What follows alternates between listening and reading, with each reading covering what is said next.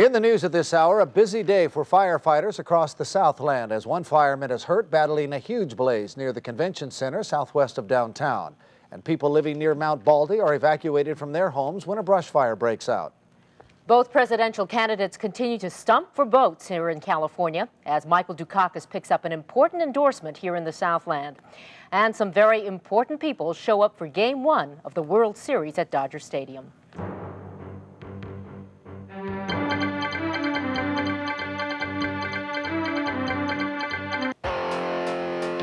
What's the #1 sandwich maker up to? Designing a new Subway sub?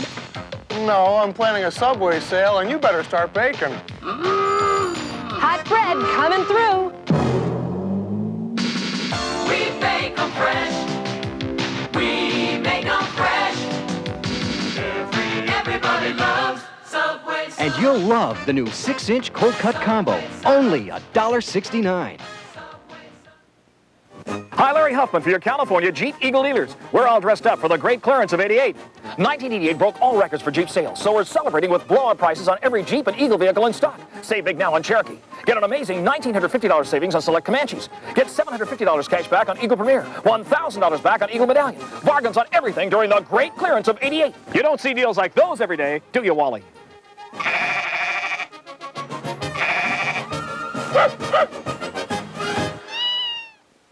10 years ago, Proposition 13 made it possible for California homeowners to afford their homes by cutting property taxes. Today, Proposition 101 makes it easier for all California drivers to afford auto insurance. Proposition 101 rolls back rates to October 1987 and then cuts them an average 1/3. That means an average family saves about $750 a year. Let Proposition 101 do for your insurance rates what Proposition 13 did for your property taxes. The Cooper Building, where you'll save up to 75% on designer fashions. 860 South Los Angeles Street, in the heart of the Garment District, and in Santa Ana. #1 in Southern California. Channel 7, KABC TV, Los Angeles. Now, the Southland's leading news, Eyewitness News, at 6. Not all the smoke was on the playing field at the USC game today. Good evening. Here's the very latest at 6 on this Saturday. While football fans around the country watched the Trojans clash with Washington, an ominous cloud of smoke rose up above the rim of the LA Coliseum. It was a commercial building on fire near the downtown LA Convention Center, possibly a vacant building. But the fire was far from routine. One firefighter suffered burns to more than 1/3 of his hands, legs fighting that fire. 50 firefighters were on the scene for 35 minutes before the flames were finally subdued. So far, no damage estimates are available, and the cause hasn't been established either. Joey. Well, firefighters are battling a blaze that has forced the evacuation of Mount Baldy Village in the Angeles National Forest. That fire broke out at noon today, and so far it has blackened over 55 acres, and it's burned one residential structure. At this time, no other structures are threatened, but the fire is still raging out of control. 30 residents have been evacuated to the Mount Baldy Volunteer Fire Station, and the Mount Baldy Road is closed to traffic. More than 200 firefighters are on that fire line, and they hope to have the blaze contained by midnight tonight. And firefighters in Eagle Rock had their hands full this afternoon fighting a brush fire near the Ventura Freeway. Some 15 acres of brush was charred in that fire, which took about an hour to put out. During that time, 2 lanes of traffic on the westbound part of the freeway were closed down, and the cause of that fire is still unknown. Joanne, 53 children, some of them suspected victims of physical abuse, have been removed from a religious physical training camp in Oregon and placed in temporary state custody. This after the beating death of an 8-year-old youngster, the daughter of the camp's founder. Those kids are mostly inner-city youngsters from here in Los Angeles. Today, relatives Maggie Cooper visited were very concerned. Deborah and Terry Barnett have been members of the LA-based Ecclesia religious group for 10 years.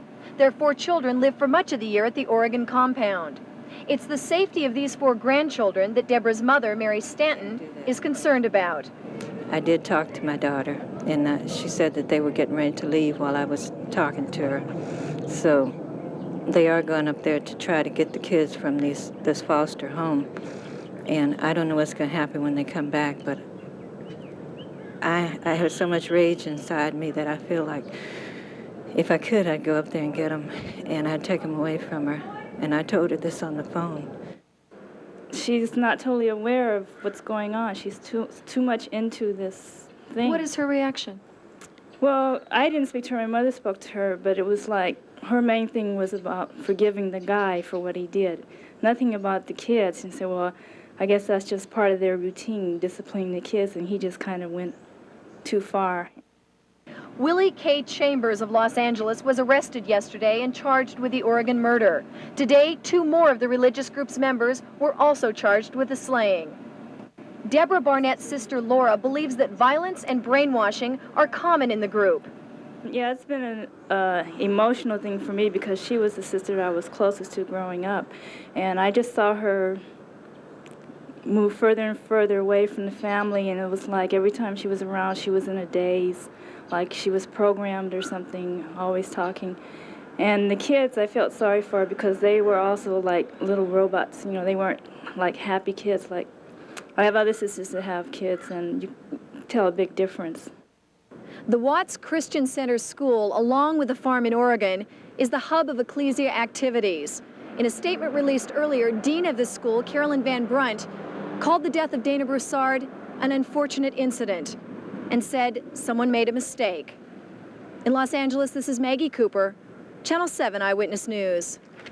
A San Diego boy is in good shape tonight after having his hand stuck in a swimming pool pipe for some 4 hours. 4-year-old Miguel Matheson was at a swim class at a local club when the ordeal began. He got his hand stuck in a drain pipe near the surface of the water. Police, paramedics, and fire crews drained that pool, then they used a jackhammer to get to the pipe. Finally, they cut the pipe loose with Miguel's arms still inside. Miguel was then taken to a nearby hospital where that pipe was finally removed. And nearly 1,000 miles away in West Texas, the town of Midland was celebrating the anniversary of the rescue of Jessica McClure. It was just a year ago yesterday, that the little girl was pulled safely from a well where she had been trapped for 58 hours. Today in downtown Midland, Jessica unveiled a bronze sculpture commemorating that rescue. In Westwood today, 2 sets of demonstrators clashed over the policies of El Salvador. Elaine Long was there for us. Hours of relatively peaceful demonstrating ended in the arrests of 40 peace activists in West Los Angeles. They are part of a national campaign called El Salvador Steps to Freedom. They rallied at the federal building in Westwood this morning, taking aim at U.S. policy in El Salvador. Repression in the urban areas, particularly against popular groups who are organizing, is on the rise in El Salvador. And we want the American public to call on the U.S. Congress to cut off all military and economic aid to El Salvador. 600 demonstrators bearing placards marched 3 miles along Wilshire Boulevard chanting. They also reenacted the murder of Salvadoran students by the Salvadoran army. Throughout their march, opposing groups verbally clashed with them. The LAPD and sheriff deputies separated the 2 groups to avoid violence. A little later, 40 demonstrators marched onto federal property, disrupting a training exercise at the National Guard Armory. We didn't want any confrontations between our group or them. We never anticipated any, but it's better at that point in time just to separate the 2, and we'll just continue some of our trading later on. Demonstrators sat down, refusing to leave. After 2 hours, LA County Sheriff deputies arrested them for trespassing. These demonstrators don't mind being arrested. In fact, it's been their goal today. They say it's the most effective way to get their point across. In West Los Angeles, I'm Elaine Long, Channel 7 Eyewitness News. A suspected drug dealer is in a hospital jail ward today after he was shot in the arm by a deputy serving a search warrant. At 11:30 last night, deputies approached a house on 169th Street in Artesia. A sheriff spokesman says that 34-year-old Michael Gonzalez answered the door, and then he turned around to pick up an object. One of the deputies then fired a shot, thinking that that object was a gun, but it turned out to be the head of a claw hammer. Gonzalez was taken to County USC, where he is in good condition. 4 other people in the house were arrested for possession of drugs. No surprise here, crowds began packing into Dodger Stadium early today, all set for Game 1 of the World Series Challenge against the Oakland A's. Holding the hottest ticket in town, the fans streamed into the stadium. But spectators got an extra surprise this afternoon because just about 4 o'clock today, First Lady Nancy Reagan arrived without fanfare, but plenty of security. Of course, there was also plenty of souvenirs and hot dogs and peanuts and all the rest. When we come right back, more presidential politics, California style. George Bush campaigns in the Central Valley, while Michael Dukakis picks up a big endorsement right here in Los Angeles. Nice slacks, Charlie. Gonna be ready for the party tonight? Sure. They'll be done in minutes. You're kidding. Who are you talking to? My friend Charlie. He's a billboard for CNR. A billboard. Yep, a billboard. You like my new slacks? Buy slacks at CNR, and if all you need is the bottoms tailored, we'll finish them free while you wait. CNR, because you deserve more. I'm a broadcast journalist. This is a very glamorous profession. I got new problems every day. But now I've got a new solution. This is it. It's called Prodigy. It's a new computer service. From here, I can go shopping without leaving home. And from Dow Jones, I can find out about my stocks. All one of them. Here I can get Robert Novak's political column, and I can talk back to him. Prodigy. Anything you can do better. And there's more to come all the time. Prodigy from a partnership of IBM and Sears. See it at a dealer near you. Bag even more savings this week when you shop at Alpha Beta. With Keebler's soft batch cookies in assorted varieties for only $1.19. We're spreading on even more savings with Kraft mayonnaise and light mayonnaise at just $1.79 each. And for the kids, a 9-pack of High C drinks is only $2.19. So shop Alpha Beta this week, where you can bring home even more savings than before.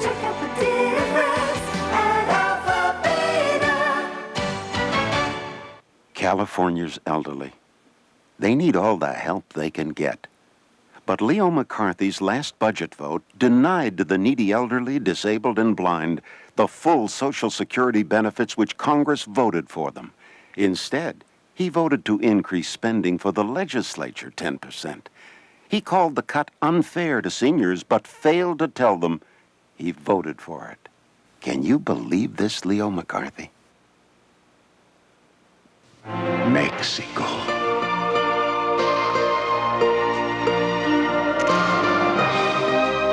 Haven't you waited long enough? Come, feel the warmth of Mexico. 2 days after the presidential debate, there is no claim to victory by the Democratic candidate. But Michael Dukakis says that there is more than enough time to bridge that gap with George Bush before November's election. The Democratic candidate talked with John North in an interview. Michael Dukakis started his day with endorsements from 3 Latino law enforcement organizations. But it's going to take more than endorsements. A new Los Angeles Times poll shows Dukakis trailing George Bush by 10 points, 52 to 42%. Before the debate, which an overwhelming number of people feel Bush won, the Republican led by 7%.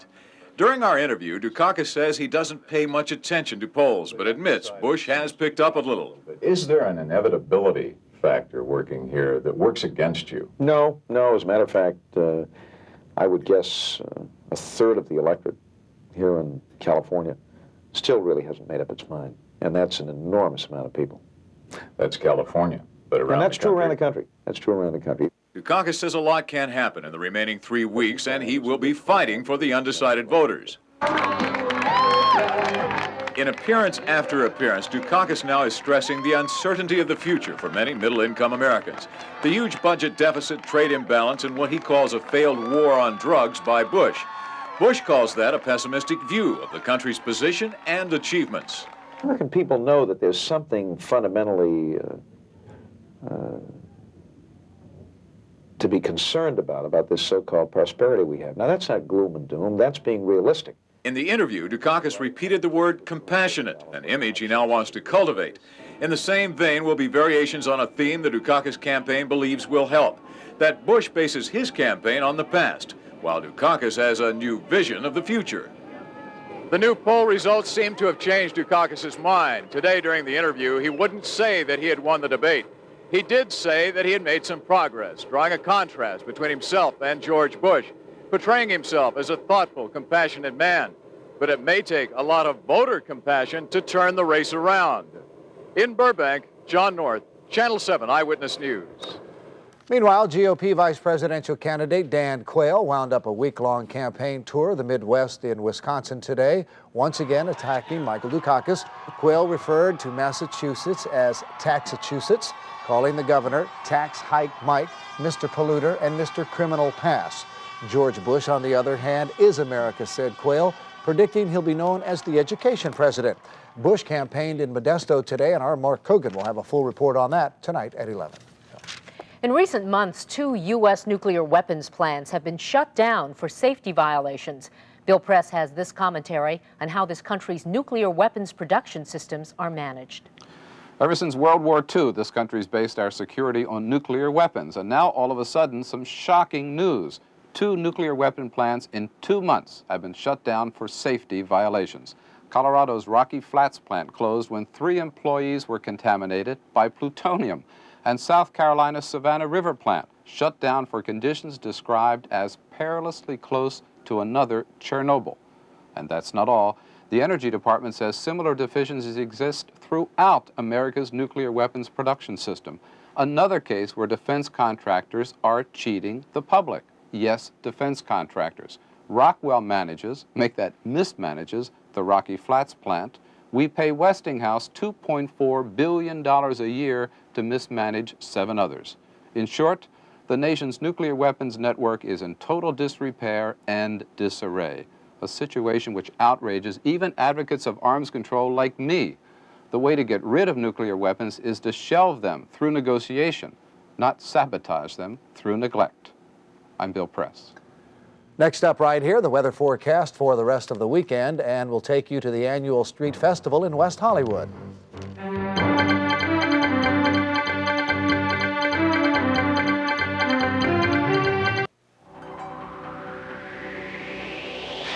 Find hour after hour of incredible savings at Circuit City's Marathon Sale. Save on this Akai 100-watt audio-video control receiver with remote, just $299. This RCA 25-inch color TV with remote, only $438. Find hour after hour of incredible savings. It's the Marathon Sale at Circuit City, the intelligent choice. Accidents will happen.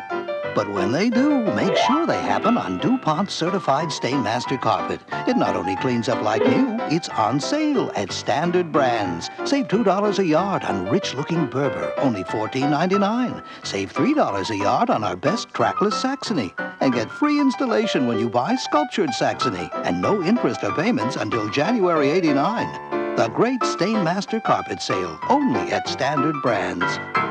K-Light 100 FM. Southern California's only light music station.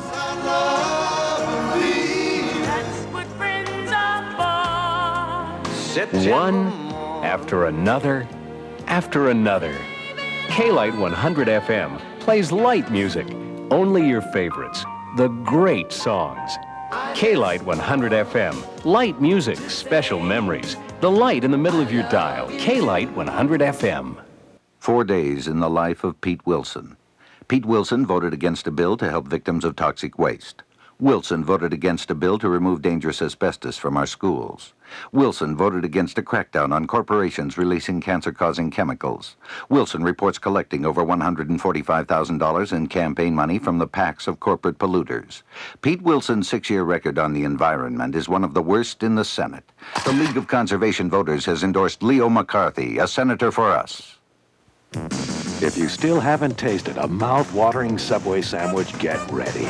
Our new 6-inch cold-cut combo is just $169 at Subway. People were partying in West Hollywood today. It was the 3rd annual West Hollywood Street Festival. That event, which runs through tomorrow, features food and arts booths, cultural and dance groups, and street performers. And in case you want to know, that party is being held on Santa Monica Boulevard between La Cienega and Crescent Heights. Good day to be outside. Sure was. Started out a little cloudy today in the valley. How about in your part of the woods? It was still wonderful. It was nice and warm. Yeah. Got to be a beautiful day. Actually warmed up pretty good. Dallas Raines has the day off, so the producer looked around the newsroom, and I happened to be standing nearby, and he said, how about if you do the weather today, Harold? So we'll give you a brief weather summary right now. As we pointed out, it has been a good day today weather-wise, with a high around 78 in downtown Los Angeles, and that's just about normal. Tomorrow, though, it's going to warm up just a bit, with highs in the low 90s expected. Once again, it should be clear and sunny with winds up to 20 miles an hour near the foothills, diminishing Sunday afternoon. Overnight lows will be in the high 50s to low 60s. Low 90s tomorrow in Orange County, low to mid 80s along the coast, and low to mid 90s in the valleys. Go ahead and read every temperature we have here. 98 expected in the San Bernardino Riverside area, 88 in the upper deserts, 96 in the lower deserts, 73 at the mountain resort level after a chilly overnight low of some 37 degrees. And we hope you had a chance to check out all the temperatures, perhaps some areas you're thinking of visiting, perhaps people you know live in that area. Maybe you've sent a letter to some of those particular areas where we had the temperatures up. We had plenty of time to absorb We had time for the weather, numbers. didn't we? Yes, all right, we sure now did. we can Didn't push do on. such a bad job, Harold. Okay, we got the weather there. Sports is coming up next, however. The longest college football winning streak comes to an end at South Bend. And the USC Trojans squeak by the Washington Huskies at the Coliseum.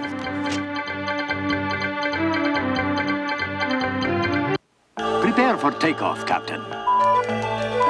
Power on. There, she ignites in the wink of me eye. Clean and efficient, too, she is. And she does not cost you a fortune to run. Why, there's nothing in the universe as bonny as a new generation gas range. Is that not right, Captain? Power your crew with new energy-efficient gas appliances.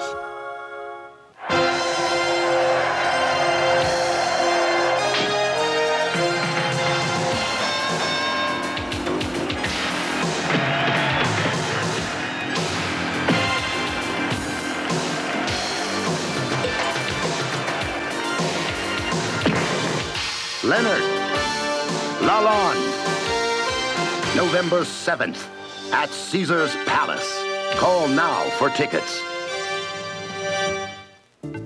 When manufacturers reduce prices to Lucky, we pass the savings on to you as key buys.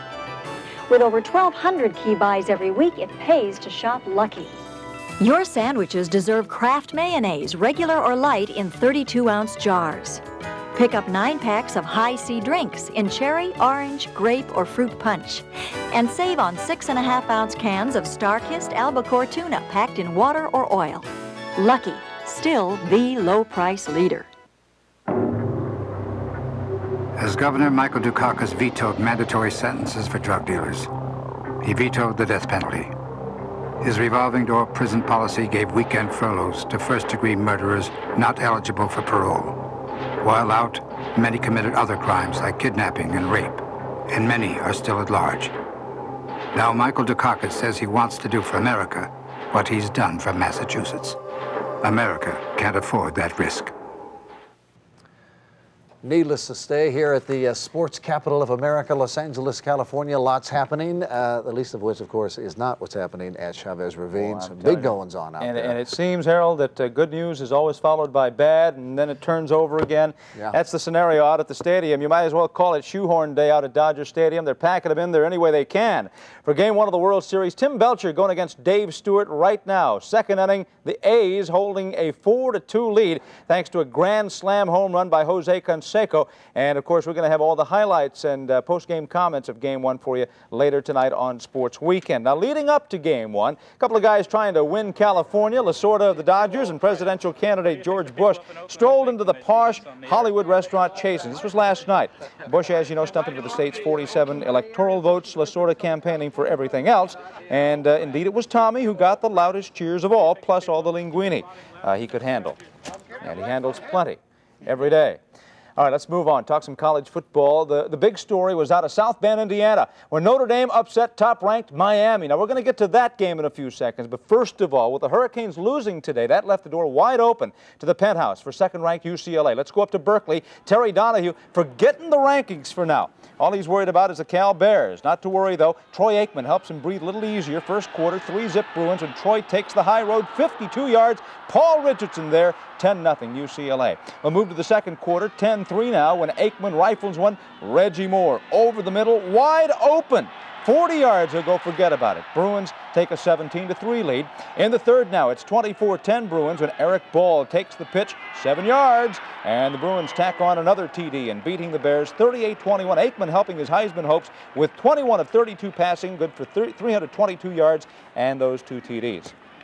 UCLA, the likely new #1 team in the country next week. Now back here, SC defeated Washington, but they hardly look like a third-ranked team doing it. Beautiful day for some pigskin action out at the Coliseum, but Larry Smith has other things on his mind, like knocking those Huskies out of the Rose Bowl picture. Fast start, Rodney Peete finds nobody open. All right, he does it himself. 10 yards, and the Trojans lead at 14-zip. Now in the third, SC trying to put it away. Peete from the Washington 41 hits his tight end, Scott Galbraith. Scott chugs it down the sideline. He gets in there. And it's 21-7, but the Huskies keep plugging away. 28-21, a minute 39 left. Kerry Conklin, well, actually, this is one of the Trojans' tight end chugging it down the sidelines for the TD. Okay, we got behind just a second. Now Washington on the comeback trail. Conklin to Brian Slade, a picture-perfect play here. 39-yarder. SC lead is down to a single point. The Huskies going for 2. Conklin rolls and throws it, but he comes up short, and the Trojans escape this one a la Houdini. 28-27, the final. Football game. When we came into this game expecting to play 4 quarters of football, I mean, we were up a couple times by 14 points, but it was a situation where you can never relax because you never knew what could happen next play. They did a great job of hanging in there and coming back in the 4th quarter, and you got to give a lot of credit to them, but I'm just very fortunate. I feel very fortunate that we came out on top today. Okay, now let's get to that upset. Notre Dame beat Miami, as I told you. How fired up were they for this one? Take a look here with me. Game hasn't started. They're not even on the field yet, and they're trying to rip each other's heads off. That's some serious business there. All right, we'll pick it up with the score tied 21-all, third quarter, but the Irish about to jump back in front. Tony Rice pitching to Pat Eilers, 3 yards for the score. They tack on a field goal to lead at 31-21. Miami came back to make it 31-24, and then Steve Walsh, who threw for 413 yards, hits Andre Brown. Nice comeback to get the ball by Brown. 31-30. You go for the 2 points, right? That's how the Canes play ball. This time, though, their late game magic runs out. Walsh looks, floats it up. Pat Terrell is there to break it up for the Irish. 4th-ranked Notre Dame, 31-30. A little revenge in handing the Canes their first regular season loss since September of '85. In the Big 8 now, 7th-ranked Nebraska hosting #9 Oklahoma State in a game where seemingly defense was a capital offense. And speaking of offense, that's all this one was. Steve Rogers for the Huskers here, 60 yards for the score. The 2 teams combined for over 1,000 yards of offense. Nebraska beats the Cowboys 63-42. Over 100 points in that game. Elsewhere, #5 Florida wins easily. The upset of the day, Georgia Tech over #8 South Carolina. The Sooners rushed for 768 yards in the win over Kansas State. Stanford a winner over Arizona State. In the Big Ten, Indiana gets the win. Michigan and Iowa tie. The Razorbacks down south now 6-0 as they beat Texas. And the Tennessee Volunteers off to their worst start ever, losing to Alabama 28-20. All right. Now, I'm so sick of these stories, but here we go anyway. Chip Banks, linebacker for the San Diego Chargers, arrested in Atlanta last night after police allegedly found marijuana and crack cocaine in his car. He was driving a Mercedes. They stopped him, and, well, they found the stuff there. Banks, a 4-time All-Pro, was released on bail. He is scheduled for a hearing November 2nd.